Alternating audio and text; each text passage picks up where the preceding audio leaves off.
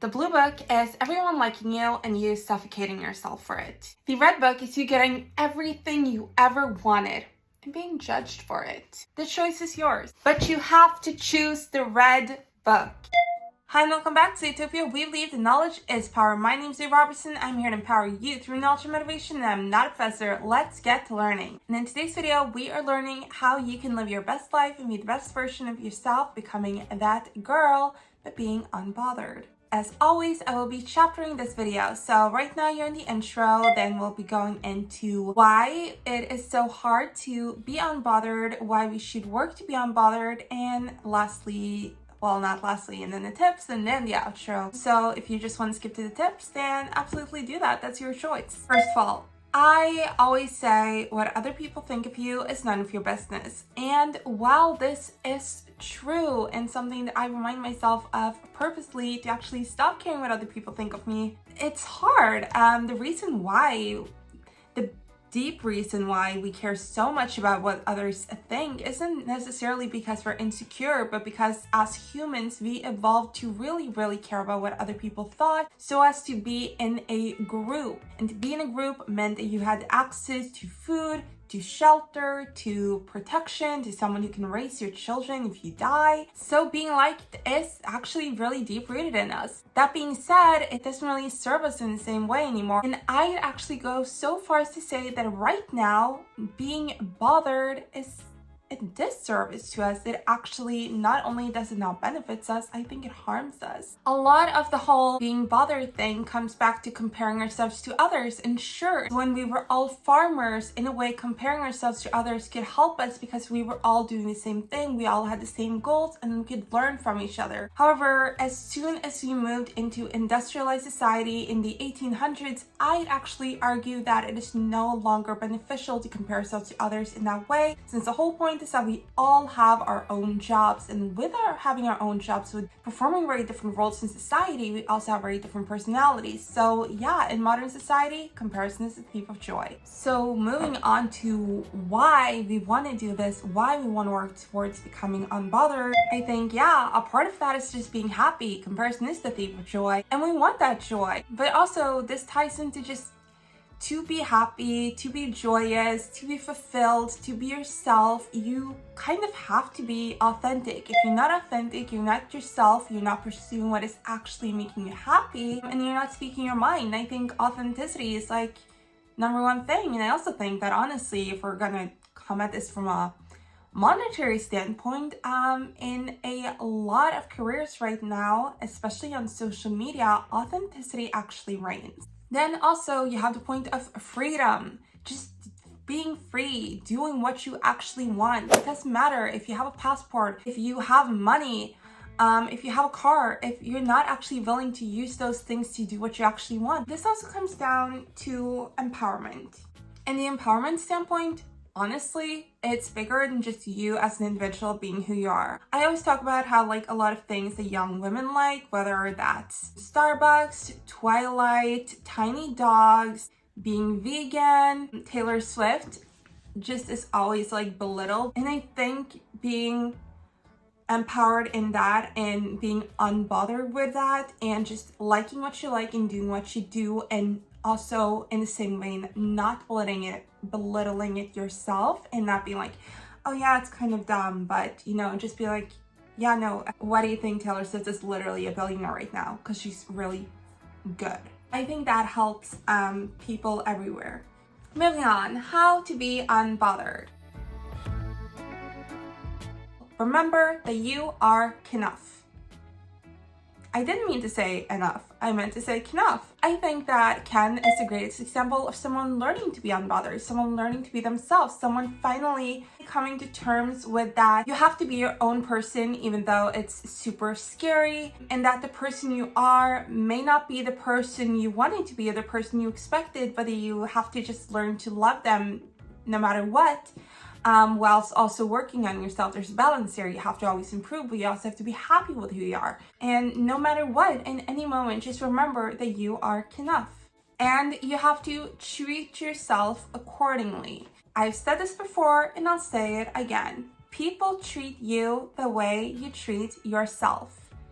So if you want others to treat you with love, with respect, with dignity, you have to treat yourself with love, respect, and dignity. Don't withhold from yourself. Don't punish yourself. Don't belittle yourself. Don't scold yourself. Don't starve yourself. And give yourself things, you know. Make yourself a nice meal. Try yourself a hot bath. Get your ass to a pedicure. Do things for yourself.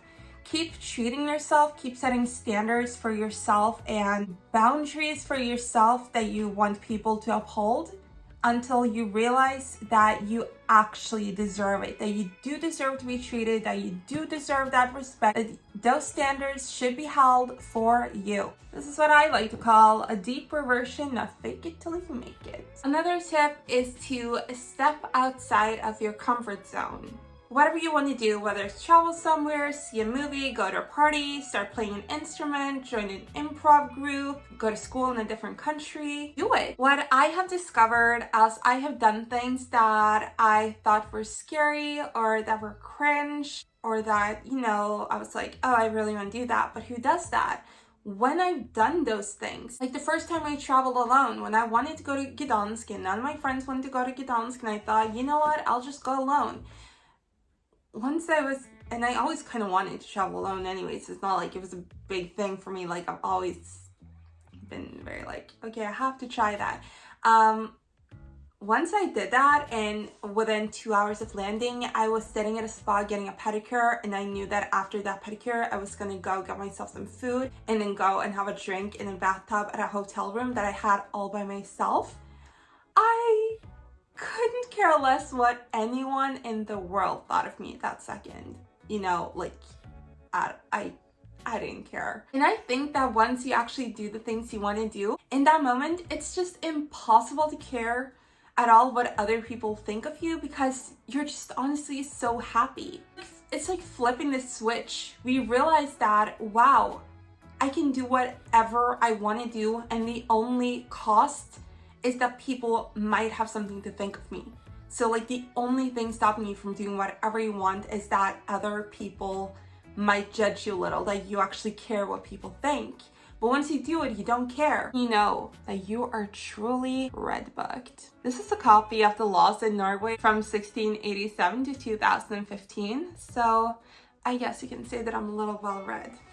It's also a price tag underneath everything though, so how well read am I really? My next step, and this might be a little deeper, is to try to pick up on when you are bothered. Is it in specific instances, specific places, with specific people? I've talked about this before, but there are definitely people in my family who I have contact with to a minimum because I feel like their mission whenever they see me is to try to make me feel bad about myself. But there are also things that trigger insecurities within us that we can only really work on ourselves. So, for example, a lot of us might be uncomfortable on a beach because we don't want to show ourselves in bikini. And here it goes back to like, okay, are you uncomfortable because you're comparing your body to others?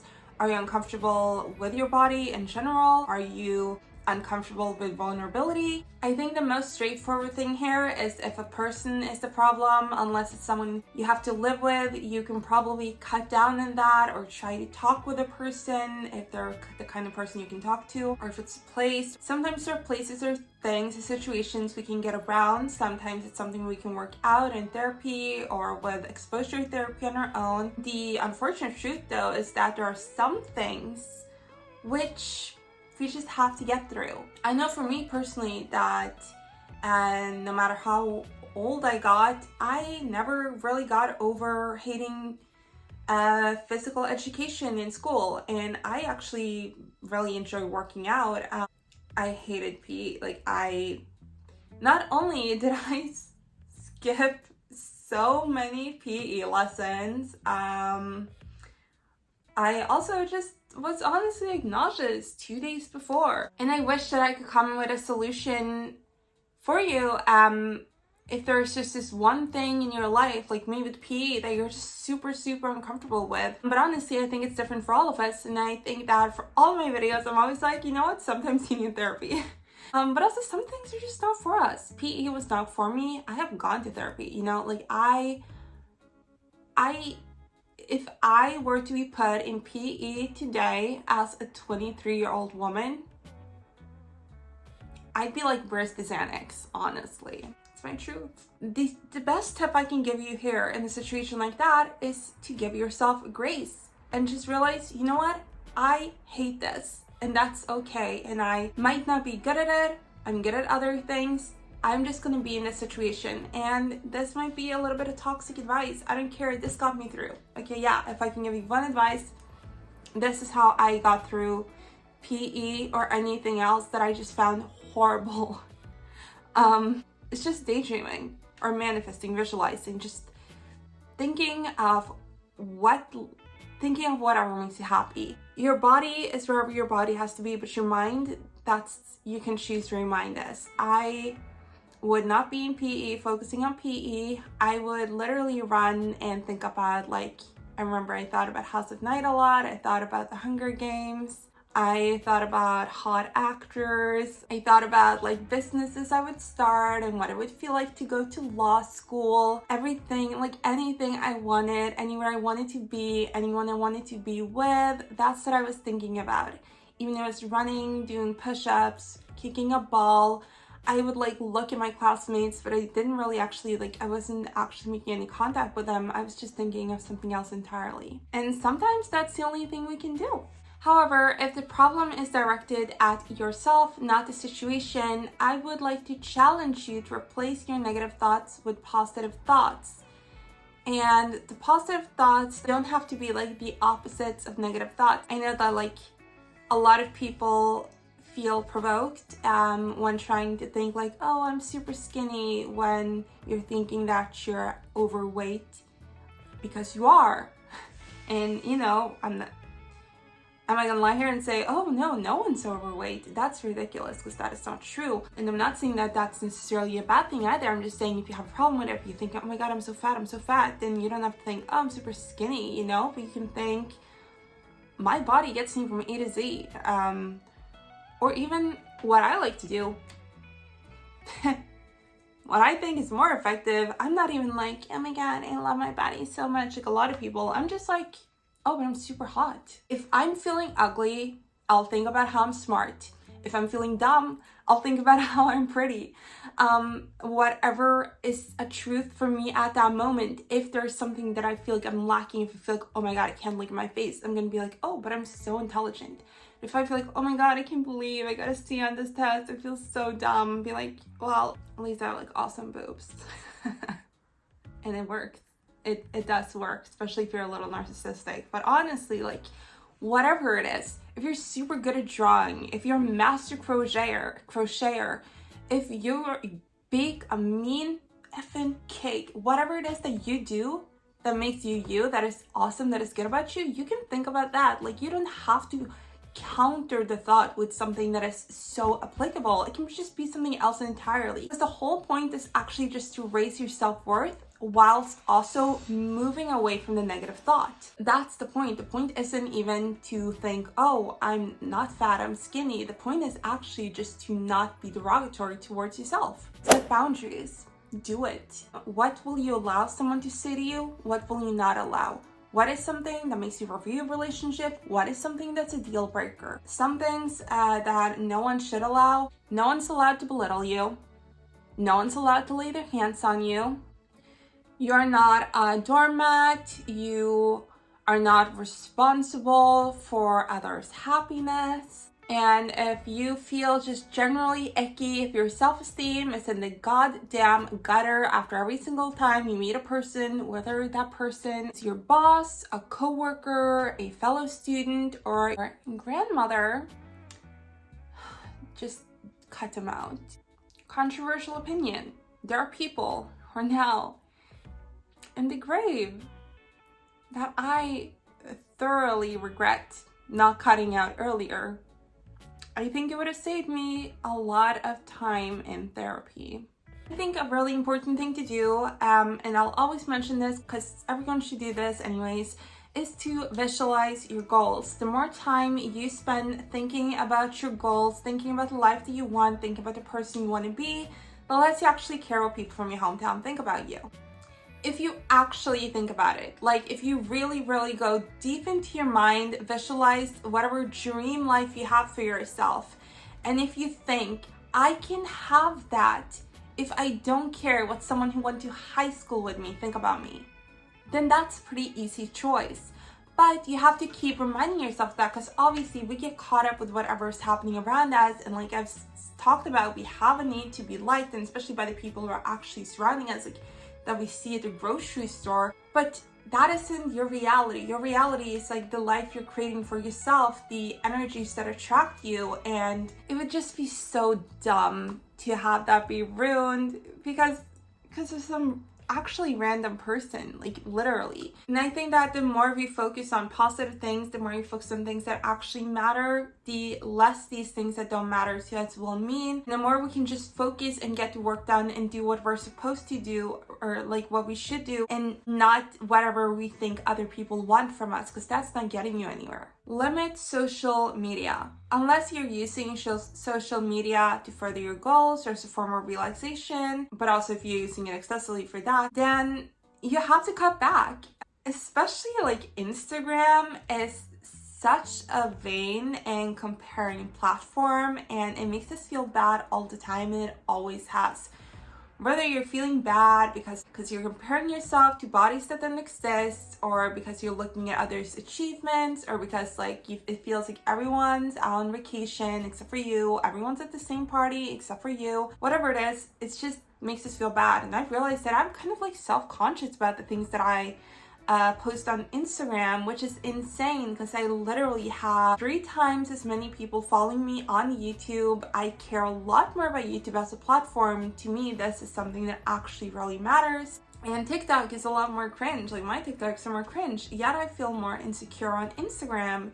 And I realize that's because there are a lot of judgmental people from my past who follow me on Instagram. So I just felt like, oh yeah, why do I even care what those people think? And I found it easier to just pull back than to completely try to stop caring. So right now, I'm mostly just posting stories on Instagram, which are a lot less serious, like a lot of motivational quotes and stuff like that, which I can 100% stand by, and which just makes me happy. And I'm thinking, oh, this can make someone else's day a little bit better. Instead of like, you know, posting a picture of your face or someone you're dating or an outfit and like having others judge that. Practice mindfulness. When you're doing something that you really, really love and you're being in it, the more you're actually in the moment, the less you'll care what anyone thinks, obviously, because they don't exist in the moment unless they're right there. They have nothing to do with your moment. So if you're doing something and focusing on that, you're not thinking, oh, but what are people at home gonna think? You're just like, oh, yeah, this is fun. For example, like I said, like if you want to join an improv group and you do join an improv group, then be in the moment while you're with your improv group.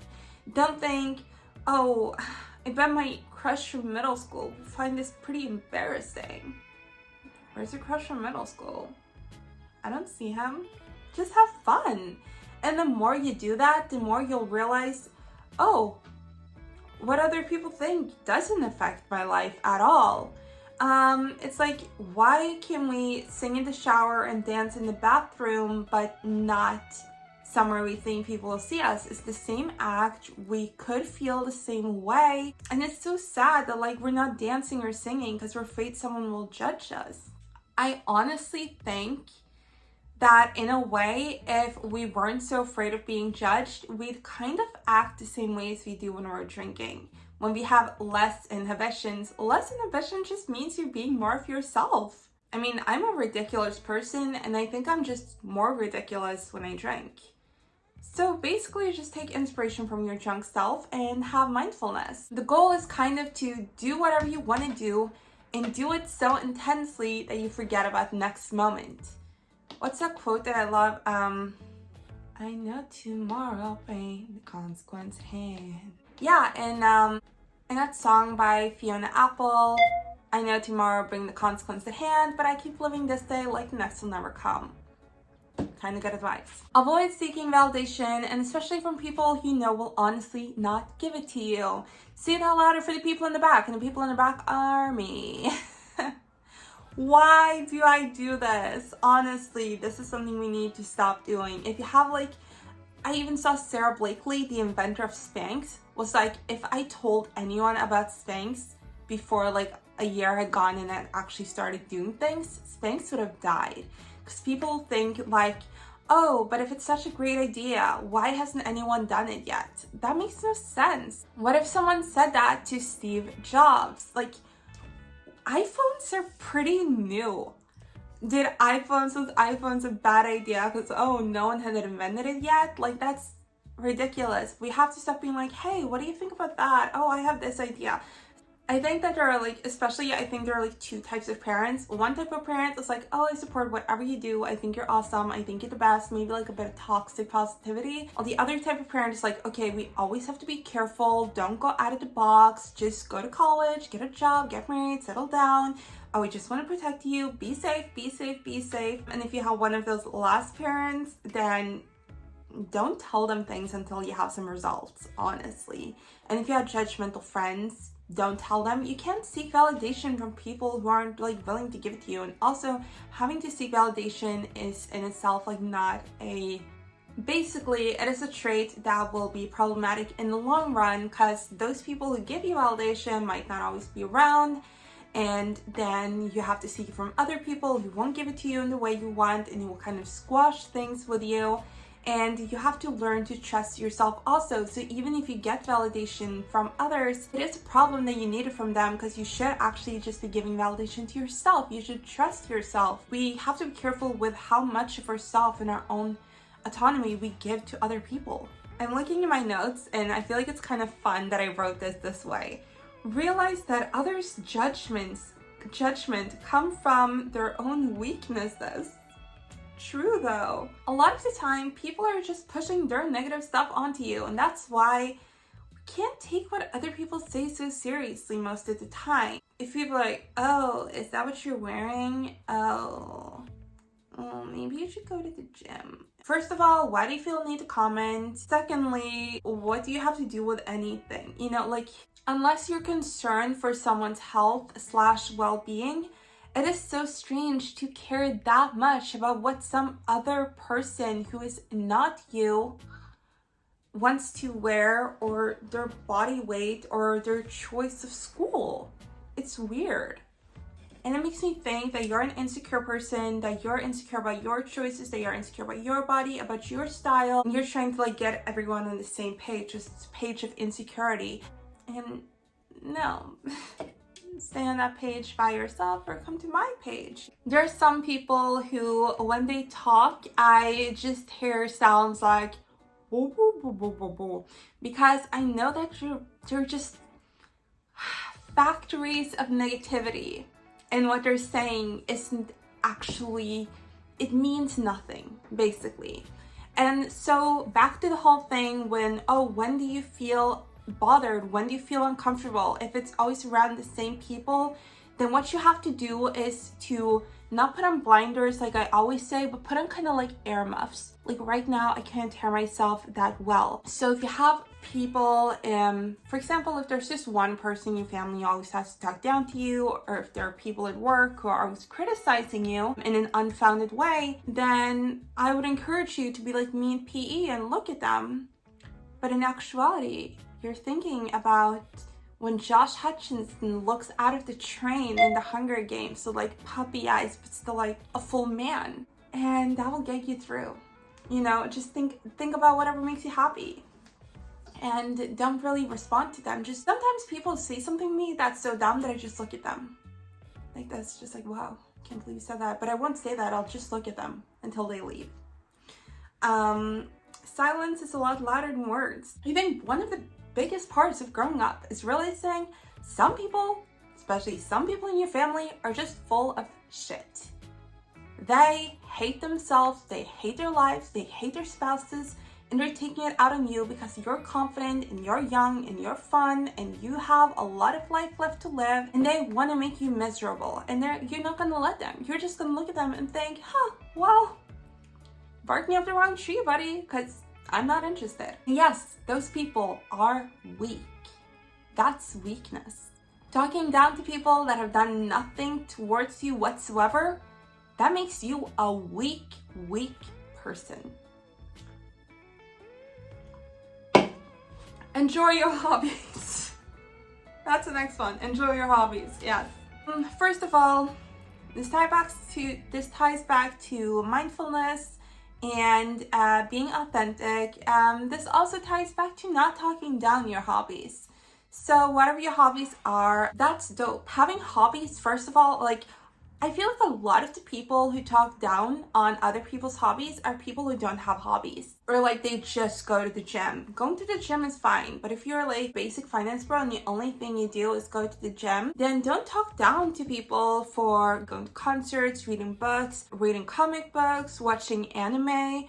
I feel like a lot of the people who are like, oh my god, I can't believe that you played Dungeons and Dragons, or like, wow, that person watches anime, that person reads comic books, or like, people aren't special. They're just so boring. Like, if you don't have any hobbies, why are you judging other people for having hobbies? And even if you do have hobbies, it's like, it has nothing to do with you. People are themselves. I'm just happy that people are interesting, that people have something to talk about. And if you have hobbies, that just means you're a more well-rounded and interesting person. And you know what? I want to hear about your hobbies. I genuinely do. And yeah, enjoy them. Your hobbies are something that you do solely for yourself. Unless it's a bonding thing, but that bonding with someone you love is also for yourself. Like, I love reading Harley Quinn comics. I spend a lot of money on my Harley Quinn comics. I read them for myself, and when I'm reading them, I'm really happy. And I think that the whole thing of this is like that happiness outweighs anything else. And so just do what makes you happy. The act of doing that will just make you more happy. And don't be ashamed of your hobbies. They're your hobbies. Practice assertiveness. Being unbothered is a lot like being confident. And I don't think that it means to ignore what other people say, but more like not take it personally. But then also you have to speak up for yourself. Obviously, you won't live out your choices if you're letting other people make choices for you and you're afraid to stand up and say what you actually want, right? But then also, I don't think we can actually be unbothered and be at peace with ourselves or have any integrity unless you speak up for what's right. So just getting used to using our voice in a way that matters and commenting when we have to and standing up for ourselves, making choices on our own behalf is something that's really important. And you can always voice your own opinion. Nothing's ever set in stone. For example, I am on the board of a local animal rights organization and I am like second in command. And the reason for this is honestly just that when we were rebuilding the board and I was going to be on it, I already really wanted that position because I knew that I was going to be doing a lot of work. And some on my board argued with me about it a little bit before the meeting, but I knew I was going to do it, or I knew I was going to volunteer for it. I was talking with my hairdresser all day before the meeting, so for hours, and she was like, Zoe, you have to get this. I believe in you. I was like, thank you. So when someone from like the large organization was like, okay, we have to pick a second in command, I was like, I want to do it.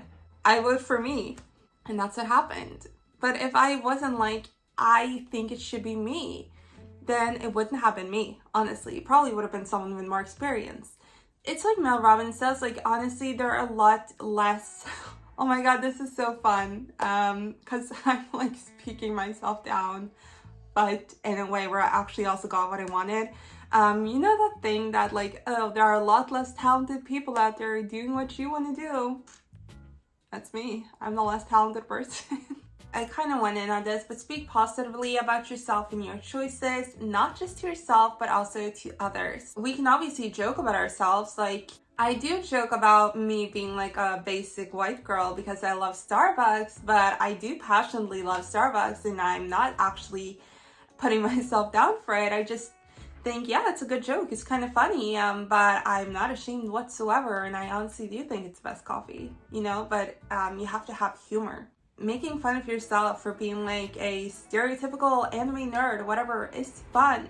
I know that there are a lot of things about myself that I can make a little bit fun of, like I have humor about it, but in the end, I laugh with myself, not at myself, because yeah, I do think that I I'm a dork, but I still respect myself.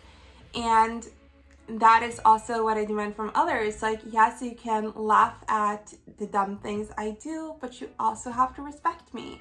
Tell yourself that you matter and that you love yourself. Again, this is the thing where you have to just work it till you believe it. Self-love should come first. You can't really expect a lot of love from others until you have love for yourself. And one of my favorite quotes until the end of time is when Phoebe in Charmed says to Jenny, a 13-year-old girl, if it matters to you, it matters. And I say this to others, but I also remind myself. In general, trust yourself, trust your gut, trust your intuition above what others think, and stand by that. I love ya and you matter. Bye.